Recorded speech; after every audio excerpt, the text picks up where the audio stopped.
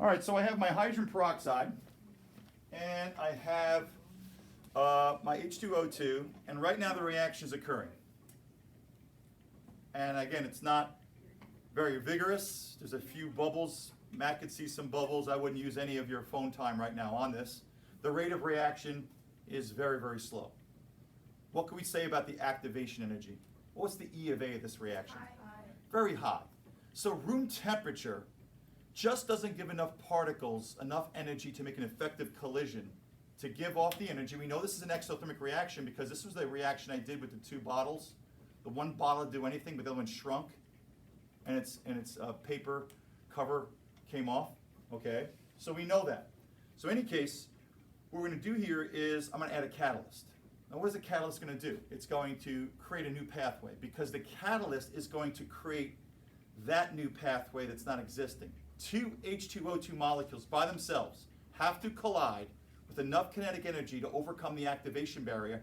They are just not doing it at a very fast rate. Does that mean this is non-spontaneous? No, the rate of reaction has got nothing to do with spontaneity. All we're doing is changing the pathway, okay? We're going to make it easier for these guys to collide more often by finding a new set of reactions. So by adding the iodine, and I have sodium iodide, NaI. I'm going to add I negatives, and it's going to be very hot. You can see it boiling. I got a hot catalyst. I'm going to increase the temperature, and I'm also going to add an iodine that's going to create a new pathway. Collectively, these two-step reactions I'm showing you have a combined activation energy that's greater or less? Less. Much less. And therefore, the energy of the system, the environment's enough to make this reaction go. So let's stop talking about it. Let's do it. So let me grab the iodine. Sodium iodine is what I'm boiling here. Okay, and we add this hot. Let's see what happens. Now what's cool about this reaction, it's exothermic, but the oxygen that gets made gets trapped in the detergent, so I'm going to make some foam here. So it's a great idea of just capturing that. So without further frost, let's do this. Whoa. All right. And we call this reaction elephant's toothpaste. Okay, and you can see that it's going to come off. Now, please don't walk through this when you do go for break, because the iodine ions do leave a stain on the floor. Yeah.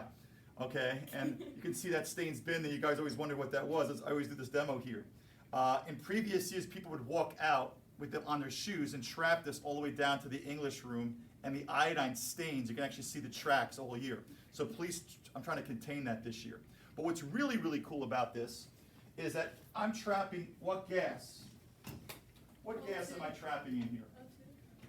O2. So I'm going to light a splint. I know it's kind of bright in here, okay, because you guys are pretty bright, all right? But if I lower the lights, okay, I know it's not that dark in here, but what I'm going to try to do is light a splint.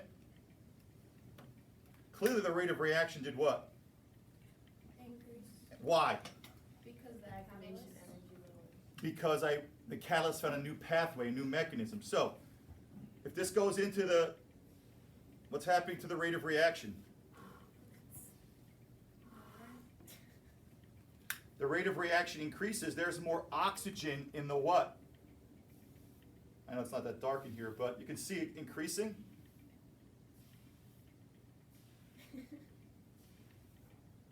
There's oxygen in this foam. So the oxygen in this foam is greater. Now, of course, the liquid kills the flame too, but so you can see that the reason why you see the flame being supported in the foam is because of the oxygen as a product that's stuck. This is called a colloid. All right, cool. All right. So in any case, that didn't occur.